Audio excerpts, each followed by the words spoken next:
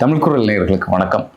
இன்று சிறப்பு விருந்தினராக நம்மோடு இணைந்திருப்பவர் மூத்த பத்திரிகையாளர், வழக்கறிஞர் திரு கோட்டீஸ்வரன் அவர்கள். பேசுவோம்.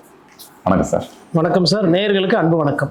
இப்போ உங்களுக்கு முழுவதாக ஓட்டு போடல, இப்போ உங்களுக்கு 108 இப்போ நிற்கும் போது இன்னும் கொஞ்சம் குத்துருக்கலாம், இன்னும் கொஞ்சம் ஓட்டு போட்டுருக்கலாம் அப்படின்னு கேட்க தெரியுதே அந்த திருவாயி. அதே புத்தியில, அதே எண்ணோட்டத்தில் அவங்களுக்கும் இன்னும் கொஞ்சம் சலுகை கொடுத்துருக்கலாம் அல்லவா? ஆனால் திமுக எல்லா வாசல்களையும் பூட்டி வச்சுட்டு அதான் அதுக்கு வர. ஸோ இது சரி, திமுக எல்லா வாசலும் பூட்டி வச்சிருக்குது. திமுக கிட்ட போயிட்டு திண்டுக்கல் பூட்டு சாவி கொடுப்பான்னா கொடுக்க மாட்டாங்க. நீங்களே ஒரு பூட்டை செஞ்சு மத்திய அரசு கிட்ட கொடுத்துட்டு, சார் உங்கள் கௌரவம் உங்களுக்கு முக்கியம், நீங்கள் பூட்டு போட்டுக்கோங்க சார், சாவி நான் எடுத்துக்கிறேன், கொஞ்சம் திறந்து விடுங்கன்னு போய் பேசிக்கலாம்ல. பணம் யாருக்கு விடுவிக்கணும்? நீங்கள் பார்த்தீங்களே, அருமை பிரதமர் நரேந்திர தாமோதர் மோடி அவர்கள் பணத்தை விடுவிக்கணும். அவரு சொல்லணும், அவர் சொல்றத நிதித்துறை அமைச்சர் கேட்கணும். இல்ல அம்மையார் நிர்மலா சீதாராமன் பாத்தீங்களா, அம்மா நீங்களும் தமிழ் பேசுறீங்க, நானும் தமிழ் பேசுறீங்க, என் படம்லாம் கூட நீங்க பார்த்துருப்பீங்க, இப்பதான் எனக்கு ஒரு வாய்ப்பு கொடுத்துருக்குறாங்க, என்னை வந்து அவங்க ஒரு ஹீரோவா பாக்குறாங்க, நான் வந்து வெறுங்கையோட போய் ஜீரோவா அங்கே நின்னா நல்லா இருக்காது, அதனால பணங்கன்னு அதெல்லாம் போட்டு கொடுங்க, கேட்டு இல்லை ஒரு போகும்போதே ஒரு காகிதத்தில் இது திட்டம் ஏன்னா ஒரு அறிவிப்பு கொடுங்க. வந்துட்டேன், பாஜக அமைச்சர்லாம் பார்க்கல, மத்திய அமைச்சரா பார்த்து வந்துட்டேன். என் பேரு தமிழக முதலமைச்சர் ஜோசப் விஜய், உங்க பேரு நிர்மலா சீதாராமன், நீங்க ஒரு மத்திய அமைச்சர், கட்சி கொள்கையெல்லாம் விட்டுருங்க, பணம் தேவைப்படுது, பணம் இல்லை, கஜானா காலி, எதனா பார்த்து செய்யுங்க, வெறுங்கையோட என்னை அனுப்பாதீங்க, ஏதோ ஒரு திட்டம், ஒரு ஒப்புதல், இல்லை ஒரு அரசாணை, இல்லை ஒரு வாக்குறுதி, நீங்களே கூட அறிவிப்பு விடுங்க, நான் கேட்ட மாதிரி வேணாம். இது பண்ணியிருந்தா ஆக்கப்பூர்வமான அரசியல். அவங்க பூட்சாவி பூட்டாங்க, பணத்தெல்லாம் மூடிட்டாங்க, வரல, வழி இல்லை, போல வைக்கலன்னா என்னது இது? இதுதான் ஒரு முதலமைச்சரோட பேச்சா? இதுதான் பிரச்சாரமா? இன்னமும் எதிர்கட்சியில இருக்கிற மாதிரியே பேசிட்டு இருக்கீங்களா சார்? நீங்க வந்து 1 மாசம் ஆக போகுது சார் கிட்டத்தட்ட. அமைச்சர்கள் ஏதோ அவங்கவுங்க தகுதி ஏதோ ஓடுறாங்க போறாங்க, ஏதோ முயற்சி பண்றாங்க. நீங்க என்ன முயற்சி பண்ணிருக்கீங்க நான் கேட்கிறேன். முதலமைச்சரை பார்த்து நான் என்ன முயற்சி பண்ணிருக்கீங்க? என்ன வருவாய் இந்த ஒரு 20 நாள்ல மத்திய அரசு கிட்ட பேட்டு நீங்க வாங்கிட்டீங்க? இல்லை எதனா ஒரு ஃபைலு, ஒரு 800 கோடி விடுவிப்பு, இல்லை ஒரு 2000 கோடி விடுவிப்பு, எதனா ஒன்று.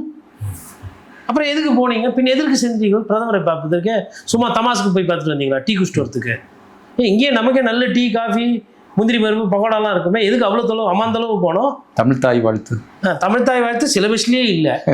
அது தமிழ்நாட்டில் ஜியோ இருக்கு, நீங்கள் பாடிட்டு போகலாம், உங்களை யாரும் தடுத்து நிற்கிற?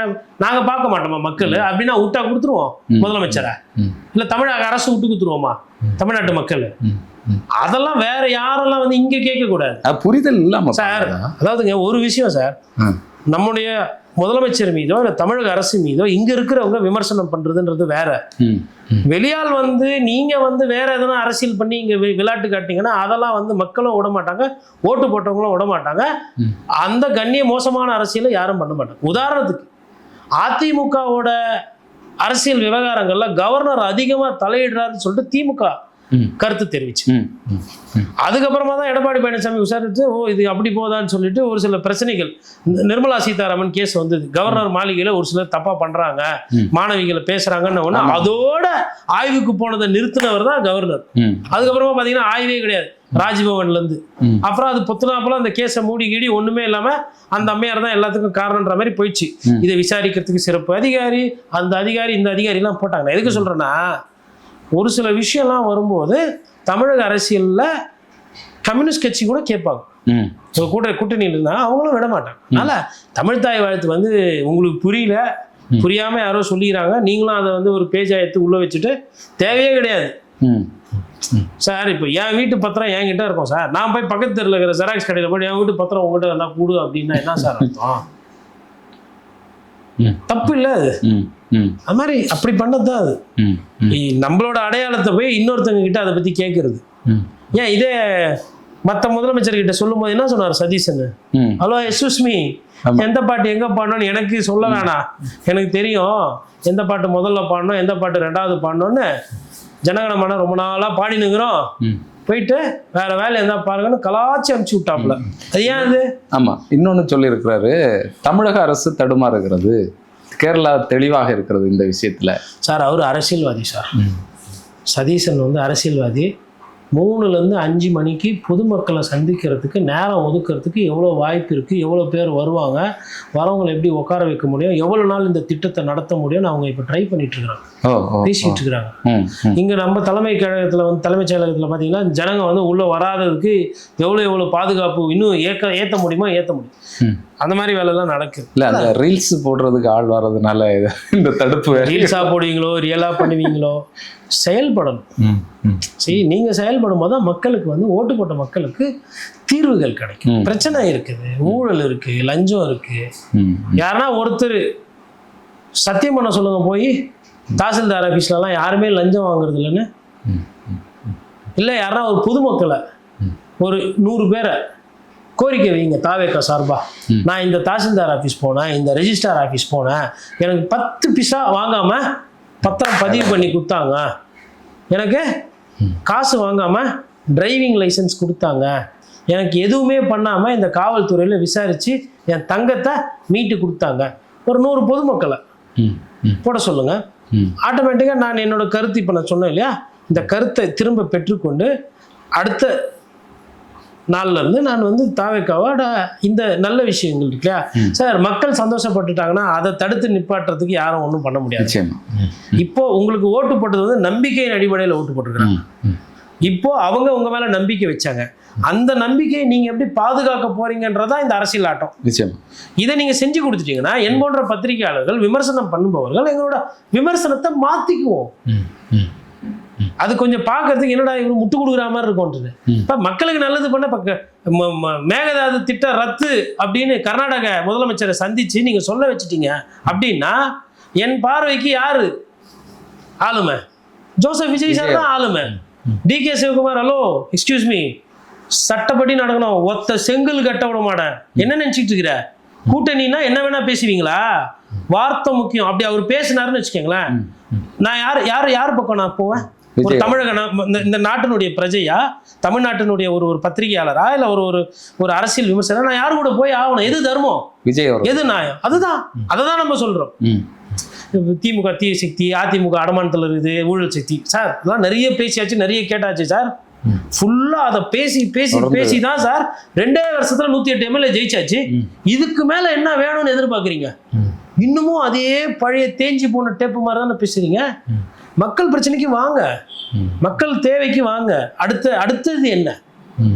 இங்க இருந்து இந்த ஆட்சியை எப்படி மேல எடுத்துட்டு போறது, இங்க இருந்து அமைச்சர்களுக்கு எப்படி பயிற்சி கொடுக்கறது, மக்களோட குறைகளை எப்படி போக்குறது, அதுதான் ஒரு ஆக்கப்பூர்வமான அரசியலா சார். சேலம் மேற்கு தொகுதியினுடைய சட்டமன்ற உறுப்பினர் அவர்கள் வந்து தாவேக்காவினுடைய சட்டமன்ற உறுப்பினர் லட்சுமணன் வந்து ஓட்டுக்கு 2000 ரூபா கொடுத்து தான் நாங்கள் வெற்றி பெற்றோம் அப்படிங்கிறத ஒரு பொதுக்கூட்ட மேடையில் வந்து பேசுகிறாரு. இது வந்து தீய சக்தி ஆட்சி கிடையாது, நாங்கள் வந்து 1 ரூபா கொடுக்காம ஜெயிச்சு வந்திருக்கிறோம், ஜாதிக்கு ஓட்டு போடலை, மதம் பார்த்து ஓட்டு போடலை அப்படின்னு வந்து ஒரு கிரெடிட்டை வந்து பேசிகிட்டு இருக்கக்கூடிய தாவேக்கா கட்சி இன்னைக்கு பார்த்தீங்கன்னு சொன்னால் எல்லாமே வழக்கமாக இருக்கக்கூடிய அந்த ஃபார்முலாவிலே செயல்பட்டு கொண்டிருக்கிறது. இதை எப்படி எடுத்துக்கிறது சார்? சார், அதாவது ஆதாரங்கள் மாற்றலை. தேர்தல் ஆணையத்தில் ஒரு அதிகாரிகிட்ட பேசியிருக்கு. அப்போது அவர்கிட்ட நான் கேட்டேன், சார் அதாவது என்ன சார் காசு வந்து நிறைய இந்த வாட்டி கொடுத்ததா சொல்கிறாங்க, எந்த அளவுக்கு அப்படின்னும் பொழுது, ஆக்சுவலாக வந்து மத்தியிலேருந்து வந்தக்கூடிய அப்சர்வர், இங்கே இருக்கிற ஒரு அதிகாரி கூட பழக்கம். இங்கே இருக்கிற அதிகாரிக்கு அவர் சில விஷயம் கேட்கணும் போது இவர் எனக்கு லிங்க் பண்ணி விட்றாரு. அவர் ஆல்ரெடி தேர்தல் ஆணையத்துக்கு வேலை பார்த்த ஒரு அதிகாரி சொல்லி விட்றாரு, இந்த மாதிரி கோட்டின்னு சொல்லி ஒரு பத்திரிகையாளர் தமிழ்நாட்டில் சென்னையில், அவர்கிட்ட நீங்கள் இந்த மாதிரி விஷயங்கள் டிஸ்கஸ் பண்ணிங்கன்னா அவருக்கு ஒரு ஐடியா இருக்கும், யார் பணக்கார வேட்பாளர்கள், யார் அதிகமாக செலவு பண்ணுவாங்க, யார் மக்களுக்கு மோதிரம் கொடுக்குறது, மூக்குத்தி கொடுக்குறது, லட்டில் கொடுக்குறது, காசா கொடுக்குறது, கவரில் கொடுக்குறது, பேடிஎம் பண்ணுறது, அதெல்லாம் அவருக்கு ஒரு சப்ஜெக்ட் தெரியும், நீங்கள் பேசுங்கன்னா அப்போ அந்த அதிகாரியோட நான் தொடர்பில் இருக்கிறேன், பேசிடுறேன். அப்போ அவர் ஒரு விஷயம் சொன்னார், என்னென்னா பொதுமக்கள் வந்து வெளியில் வரமாட்டேன்றாங்க. இப்போ எனக்கு 1000 ரூபா வருது அப்படின்னா பொதுவாக வந்து அந்த ஊரில் யாருன்னா 1-2 பேர் சார் இது மாதிரி தப்பு நடக்குதுன்னு சொல்லுவாங்க. அந்த டைம் நடக்கும்போது எங்கள் ஆளுங்க போனால் கப்புன்னு பிடிக்கிறதுக்கு இதாக இருக்கும். ஆல்ரெடி வந்து மாநில காவல்துறையை நினச்சி அவங்களோட இதில் தான் வந்து எலெக்ஷன் கமிஷன் வேலை செய்ய வேண்டியது இருக்கு. அப்படி அந்த மாநில காவல்துறையே வந்து நிறைய நேரத்தில் வந்து சரியாக செயல்படுறது கிடையாது. அவங்களே அந்த உள்ளூர் அரசியல்வாதியோட நட்பில் இருக்கிறாங்க. ஒரு சில குடவுன்லலாம் கூட நீங்கள் காட்சி பார்த்துருப்பீங்க சமூகத்தில். நீங்கள் காசு கொடுக்குறாங்கன்னு பிடிச்சி வைக்கிறோம், நீங்கள் உடனே வாங்கினா அரை மணி நேரம் கழிச்சு வருது, 3/4 மணி நேரம் கழிச்சு வருது. இந்த தன்மையெல்லாம் இருக்கு. ஸோ நாங்கள் தேர்தல் ஆணையம் கொள்கை ரீதியாக இதை குறைக்கணும்னு நினைக்கிறோம். ஆனால் நாங்கள் நம்புறவங்களே இன்ஃபார்மர் ஆயிடுறாங்க, தப்புக்கு உதவி பண்றாங்க. காவல்துறையினரே தகவல் சொல்றது, இல்லை தாமதமாக வர்றது, இல்லைன்னா வந்து ஒரு அங்கே வந்து ஒரு 50 லட்ச ரூபா டிஸ்ட்ரிபியூஷன் ஆகுதுன்னா 55,000 ரூபா வச்சுருக்கிறவனை பிடிச்சிட்டு கேஸை போட்டுருது. இதுக்கு என்ன நடக்க போகுது? பேரளவில் அவன் சொல்லுவான், இல்லைங்க இது ஏன் பண்ணணுமா, கோர்ட்டுக்கு போவான், அந்த 55,000 யாரு 5,000 ரூபா தான் எக்ஸ்ட்ரா. இது வந்து பேரளவில் நாம்கே வாசு போயிட்டு இது கேஸ் ஆகும். நேற்று கூட பாருங்க, ஒரு அவலம் அதிரடி தீர்ப்புன்னு போடுறாங்க சார் நம்பாளுங்க தலைப்பு செய்தியில். 10 வருஷம் கழிச்சு வந்தா எப்படி சார் அதிரடி தீர்ப்பு? ஒன்று அப்பாவு ஐயா ஜெயிஸ்டார் சொல்லுங்க, இல்லை ஐயா இன்பதுரை ஜெயிஸ்டார் சொல்லுங்க. ஒரு சட்டமன்ற தேர்தலே முடிஞ்சிச்சு. 2016, 2021 முடிஞ்சு போச்சு. 2021, 2026 முடிஞ்சு போச்சு. கிட்டத்தட்ட 2 சிஎம்ஏ மாறிட்டு 3ஆவதாக ஒரு சிஎம் வந்த போனால் ஒரு கோர்ட்டு ஒரு தீர்ப்பு கொடுக்குது சார். இந்த தீர்ப்பு அப்படியே கண்ணில், நான் ஒரு வழக்கறிஞர் தான், நான் எப்பவுமே கோர்ட்டை 95-99% பாராட்டி தான் பேசுவேன். சரி, நேற்று தீர்ப்புன்னு ஒன்று கொடுத்துட்டாங்க, அதிரடி தீர்ப்புன்னெலாம் ஏன் போடுறீங்க செய்தியில்? இல்லை, தாமதமாக வந்த தீர்ப்பு. 10 வருஷம் கழிச்சு வந்ததே பெரிய தீர்ப்பு. இல்லை, எவ்வளோ ஒரு மோசமான ஒரு வாழ்க்கை சூழ்நிலை இருக்குது பாருங்களா. அரசியல் இவ்வளோ கேவலமாக இருக்கு பாருங்க, இவ்வளோ மட்டமாக இருக்கு. நான் என்ன சொல்கிறேன்னா, ஒரு ஓட்டை எண்ணி யார் ஜெயிச்சாங்க யார் தோத்தாங்க, இந்த ஓட்டு செல்லுபடியாகுமா செல்லுபடியாகும், அது டெக்னிக்கல் கேஸு. அதாவது என்னன்னா, தபால் ஓட்டை கரெக்டாக என்ன அப்பாவு ஜெயிக்கிறார், தபால் ஓட்டு வந்து டிஸ்குவாலிஃபை ஆகுது, அதில் ஏஎச்எம் ஒருத்தர் கையெழுத்து போட்டிருக்காரு அப்படின்னா இன்பதுரை ஜெயிக்கிறார். இதுதான் அதனுடைய பிரச்சனை. இது என்ன, ஸ்ரீஹரிகோட்டாலேருந்து ராக்கெட் விட்டு 3க்கு போய் அது அப்படி புவியை சுற்றி அது ஃபோட்டோ எடுத்து வேற்று கிரகத்துக்கு போய் ஆராய்ச்சி பண்ணி மண் அள்ளி எடுத்துன்னு வந்து பண்ணுற வேலையா இது? இது ராதாபுரம் மிஷின் இருக்குது, தபால் ஓட்டுக்குது, எடுத்து எண்ணி சொல்லுங்கன்னா இந்த நீதிமன்றம் அந்த நீதிமன்றம் இன்னமும் திருப்பி இப்போ அப்பீல் வேற போகிறான் ஐயா இன்பதுரை. இல்லை, இதில் தீர்ப்பு வந்து அதன் மூலமாக என்ன ஆகும்? ஒன்றும் கிடையாது. கோர்ட்டு மேலே இந்த மாதிரி விஷயங்கள்லாம் தாமதப்படுத்தி வரும்போது அது இதாகும். இப்போ அவருக்கு வந்து பென்ஷன் இல்லைன்றாங்க. இன்பதுரை ஐயா பென்ஷனு கூட வழி இல்லாமலாம் இருக்க போற. இப்போ பென்ஷன் நிப்பாட்டா அதாவது கௌரவத்துக்கு கேஸ் நடத்துவாங்க. இப்போ அவரு இப்போ கீழ்கோர்ட்டில் இவர் ஜெயிக்கிறாரு உச்ச நீதிமன்றத்தில், அவர் அதுக்கு அடுத்து சுப்ரீம் கோர்ட் போகிறதுக்கு வாய்ப்பு இருக்குது. இதுதான் அப்பீலு, அப்படிதான் போகுது. இப்போ நான் என்ன சொல்றேன்னா, திருப்பி தேர்தல் ஆணையத்துக்கு வரும்போது இதே தான், பணம் கொடுத்தாங்களா கொடுக்கலையா, கோர்ட்டுக்கு போனால் அது கேஸ் உடனே தீர்ப்பு வருமா, தேர்தல் ஆணைய வழக்கு எல்லாமே உப்பு சப்பு இல்லாமல் போகுதுன்றதுக்கு தான் நான் அதை சொல்ல வரேன். அப்படி இருக்கும்போது பணம் எல்லாரும் கொடுத்துருக்குறாங்க. தாவேக்காலே ஒரு சிலர் கொடுத்துருக்கிறதா தகவல், ஆனா அதற்கு ஆதாரம் இல்லை, அதற்கு எவிடன்ஸ் இல்லை. இது ஒரு பேசுபொருள். கடைசியா வந்து அவங்க கட்சியிலேயே ஒருத்தர் வந்து சொல்றாரு. இப்ப நீங்க போய் கேட்டீங்கன்னா, இல்லை நான் அப்படி சொல்லலை, அதை திரிச்சிட்டாங்க, நீங்க தப்பா புரிஞ்சுக்கிட்டீங்க, நான் வந்து பணம் வந்து கொடுத்தேன் அப்படி சொல்லவில்லை, கொடுக்கவில்லைன்னு தான் நான் சொல்ல வந்தேன். அது வந்து அந்த மைக்கில் ஒளிபெருக்கி ஒளி வாங்கி அப்படி உங்களுக்கு சொன்னதுனால நீங்க வேணா யாரா வாங்கினவங்களை காட்டு சொல்லுங்க பார்க்கலான்னா, நீ வாங்கினியாப்பா காசு, நீ எங்கக்கா குத்திங்க, நீ வாங்கினியாப்பா காசு, பணமா, நான்லாம் அதெல்லாம் பார்க்கறதே கிடையாது, இப்படிதானே சொல்லுவாங்க வாக்காளர்கள். இதுதான் நடக்குது நாட்டில். அதனால தாவேக்காவும் ஒரு மாற்று அப்படின்லாம் பேசாம, அது சார் இன்னொன்று, மற்ற கட்சிகள், அதாவது சொல்லணும்னா சுருக்கமாக சொல்லணும்னா, தீய சக்தியில் சீட்டு கிடைக்காதவங்களும் ஊழல் சக்தியில் சீட்டு கிடைக்காதவங்களும் சேர்ந்து வந்த நல்ல சக்தி தான் தாவேக்கா. அதுதான் இப்போ ஒவ்வொருத்தரும் எப்பா இதுதான் நல்ல சக்தியா, இதுதான் தூய சக்தியா, எப்பா தூய சக்தி கொஞ்சம் வெளில வாப்பான்னு கூப்பிட்டுக்கிட்டு இருக்கிறாங்க இதெல்லாம் பார்க்கும்போது. அதனால இந்த நாட்டில் வந்து எல்லாம், அதாவது பெருமைக்கு பொய் பேசலாம், பெருமைக்கு பொய் பேசலாம். பொய் பேசுறதுல என்ன பெருமை இருக்குன்னு தான் எனக்கு தெரியல. இப்போதான் ஒருத்தர் வாயை விட்டு மாட்டிக்கிட்டாரு. ஆனால் என்ன கேட்டால் அது வந்து நானே சொல்லிடுறேன் அவர் சார்பா, அது வந்து நான் சொன்னது வேற கருத்து, அதை தவறாக நீங்கள் புரிந்து கொண்டீர்கள். அந்த ஒலி வாங்கி ஒலிபெருக்கில் அது ஐயா நீங்க நல்லா பாருங்க, இந்த இடத்துல எல்லாம் கரெக்டா நீங்க நம்ம அமைச்சர் செங்கோட்டையனை ஃபிட் பண்ணீங்கன்னா கரெக்டா இருக்கும். சொல்ல வந்த கருத்தை வந்து திரித்து வேறு மாதிரியாக போட்டுவிட்டனர். அந்த அரசியலை 50 வருட ஆண்டு காலமாக நாங்கள் வந்து அதை செய்தது கிடையாது. எங்கள் மடியில் பணம் இல்லை, எங்கள் வழியில் பயம் இல்லை, நீதி கண்டிப்பாக வெல்லும், வாழ்வுதனை சூதுக்கவும், இப்படின்னு ஒரு 50 லைன் மனப்பாடம் பண்ணி வச்சுக்கிறாங்க சார். 50 வருஷம் அரசியல் அதேதான் டெம்போ, அதே ரிப்பீட்டு. நானும் எங்கன்னா வள்ளலார் அறக்கட்டையில் இருக்கிறவங்க சீட்டு கொடுப்பாங்க, ஐயா பட்டினத்தார் கூட அந்த வகையால யாருன்னா இது பண்ணவங்களுக்கு கொடுப்பாங்க.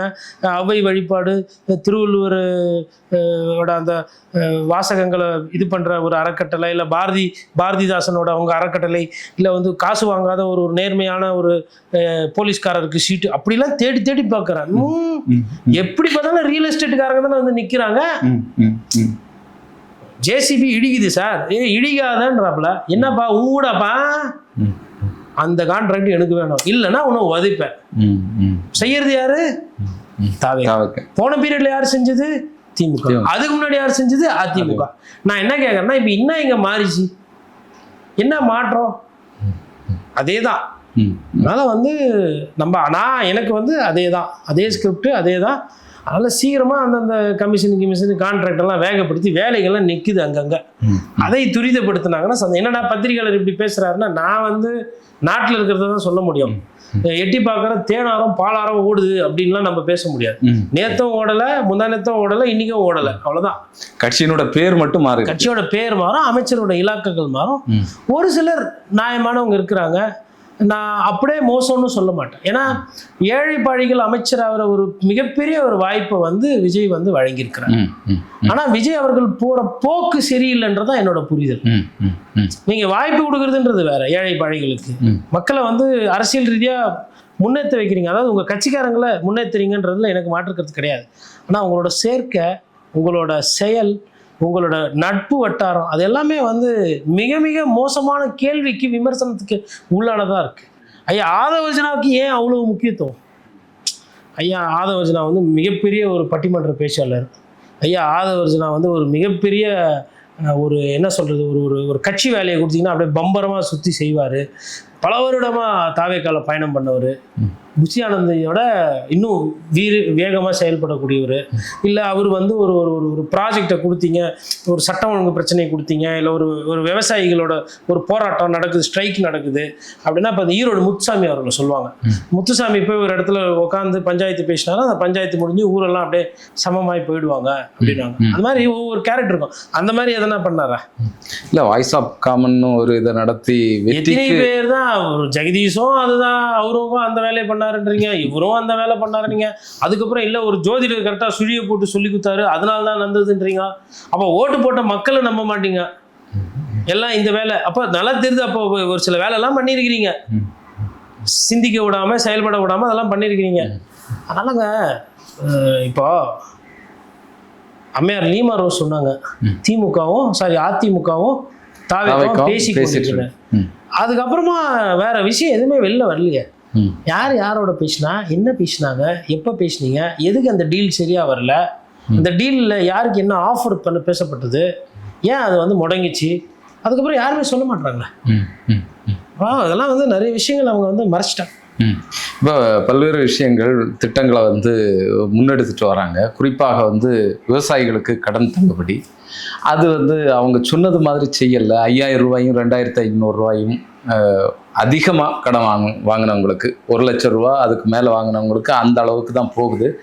பல இடங்களில் விவசாயிகள் போராட்டம் நடக்கு. இது வந்து திமுக தூண்டி விட்டு தான் இந்த போராட்டங்கள் நடைபெறுகிறது அப்படிங்கிறத ஒரு பக்கம் சொல்கிறாங்க. அது மாதிரி முன்னாள் அமைச்சர் செந்தில் பாலாஜி அவர்கள், என்னுடைய பேரை வந்து ரொம்பவே வந்து நாரடிச்சிட்டீங்க, கரூரில் வந்து பாட்டெல்லாம் பாடினீங்க, இப்போ அந்த 10 ரூபா யார் வாங்குறா, இப்போ என்ன நியாயத்தை வந்து நீங்கள் இதுக்கு கற்பிப்பீங்க அப்படிங்கிற மாதிரியான கேள்விகள்லாம் எழுப்புறாங்க. அப்போ எல்லா பழியையும் வந்து இதுக்கு முன்னால இருக்கக்கூடிய திமுகவினுடைய பேர்ல போட்டுட்டே இவங்க தப்பிக்கிறதுக்கான வேலையை மட்டும் செய்யறாங்களா? இது ஆட்சியை வந்து ஒழுங்கா நடத்துறதுக்கான எந்த விதமான செயல்பாடுகளும் தாவேக்காவுடைய கையில, விஜய் அவர்களுடைய கையில இல்லையா? அப்படிங்கிற கேள்வி. சார் இந்த கேள்வியில் வந்து நிறைய அரசியல் ஒளிஞ்சிருக்கு சார். அரசியல்னா எந்த மாதிரி அரசியல்னா, தாவேக்கா வந்து பொறுப்பு ஏற்றுக்க தவறுது, பொறுப்பை ஏற்றுக்க மாட்டாங்க. அதாவது விவசாயிகள் போராட்டம் எப்பெல்லாம் பண்ணாங்கன்னா, கஜா தானே புயலில் விளை நிலங்களில் பாழாச்சு, அப்போ போராட்டம் பண்ணாங்க. அதுக்கப்புறமா வந்து வெள்ளம் அதிகமாக வந்துச்சு, அதனால் வந்து மூழ்கி பயிரெல்லாம் நாசமாக போனப்போ போராடி இருக்கிறாங்க. அதுக்கப்புறமா வந்து வறட்சி அதிகமானப்போ வறட்சி நிவாரணம் கேட்டு போராடி இருக்காங்க. இன்சூரன்ஸ் காசு வந்து போதிய அளவுக்கு வரல. ஒரு சிலருக்குலாம் வந்து 10 ரூபா 200 ரூபாலாம் வந்து இன்சூரன்ஸ் காசுலாம் வந்துச்சு. 28 ரூபா ஒருத்தருக்கு நான் செய்தி போட்டுக்கிறேன். 28 ரூபா வந்து ஸ்கேன் பண்ணி அப்போ போட்டோம். இதெல்லாம் என்ன இது எவ்வளோ ஏமாத்துவேன். 28 ரூபா ஒரு டீயும் ஒரு பன்னு சாப்பிட்டா கூட காணாது. இதை வந்து ஒரு இழப்பீடு தொகையாக கிரெடிட் பண்ணி வெக்கமே இல்லாமலாம் மத்திய அரசு திட்டத்துக்கு கீழே வந்துச்சு. அதுக்கும் இப்போ அவங்க போராட்டம் பண்ணியிருக்காங்க. இப்போ நான் சொன்னதெல்லாம் வந்து சூழ்நிலை, அதாவது கால சீதோஷ்ண நிலை கேட்டார்கள் விவசாயிகள் போராட்டம் பண்ணியிருக்காங்க. அது கஜாவாக இருக்கட்டும், ஒக்கியாக இருக்கட்டும், நிவராக இருக்கட்டும், இல்லை மழை பொய்த்து போயிருக்கலாம், இல்லை மேட்டூரில் தண்ணி வராமல் போயிருக்கலாம், இல்லை எதனா நோய் தாக்கம் வந்து நெல்லெல்லாம் நாசமாக போயிருக்கோம், இல்லை கரும்பு வாழை கரும்பெல்லாம் அடிபட்டிருக்கோம், இல்லை போதிய விலை கிடைக்காம ஒரு பூ பயிர் பண்ணுறோம், அது போதிய விலை கிடைக்காம ரோட்டில் போட்டு வேஸ்ட்டாக போகுது. கத்திரிக்காய் வந்து திடீர்னு வந்து விலை போல் வேஸ்ட்டாக போகுது, தக்காளி விலை போகாமல் வேஸ்ட்டாக போகுது. இந்த சூழ்நிலைக்கு தான் இவங்க நிறைய போராட்டம் பண்ணியிருக்காங்க. திமுக ஆட்சி காலத்திலையும் போராட்டம் பண்ணாங்க, அதிமுக ஆட்சி காலத்திலையும் போராட்டம் பண்ணாங்க. இது ஆட்சி காலன்றதை பார்க்கறத விட நான் என்ன பார்க்குறேன்னா, விவசாயிகளுக்கு பாதிப்பு போராட்டம், விவசாயிகளுக்கு பாதிப்பு போராட்டம், இதுதானே பார்வையா இருக்கணும். ஆமாம், யாரு ஆட்சியில இருந்தாலும் நெல் கொள்முதல் எல்லா ஆட்சி காலத்திலயும் பிரச்சனை. எல்லா ஆட்சி காலத்திலயும் 30 ரூபா 40 ரூபா பைக்கு கோணி பைக்கு பிடிக்கிறதுக்கு வாங்கினது அது கேவலம், அது நடந்திருக்கு. எல்லா ஆட்சி காலத்திலும் இது நடந்திருக்கு. மாற்றுன்னு சொல்லிட்டு வந்தவர் என்ன பண்ணணும்?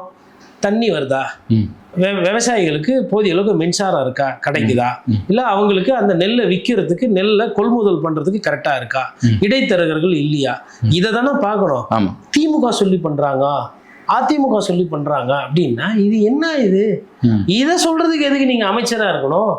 மடைமாற்றம் பண்றது லோக்கல்ல 2 கட்சிக்காரங்க பண்ணிட்டு போக மாட்டாங்களா சார்? டீ கடையில உட்காந்து அவதூறு பரப்புறது சார் இது. பா அவரு நல்ல டைப்புப்பா, இவங்க தான்ப்பா பிரச்சனை. இது உண்மையா இன்மையா, இது உண்மையான செய்தியா? இது தீர்வு தான் ஒரு அரசியலுக்கு அழகு. நீங்க என்ன தீர்வு கொடுத்தீங்க? விவசாய பிரச்சனை. உங்க முதல்வர் ஐயா தான் சொன்னாரு, விவசாயிகளோட கடனை ரத்து செய்யப்படும், முழுவதுமாக ரத்து செய்யப்படும். நிச்சயமா வரக்கூடிய நாட்கள்ல பார்ப்போம் விஜய் அவர்களுடைய அரசியல் எப்படி பயணிக்கிறது என்று. உங்களுடைய நேரத்திற்கும் கருத்திற்கும் நன்றி. நன்றி சார்.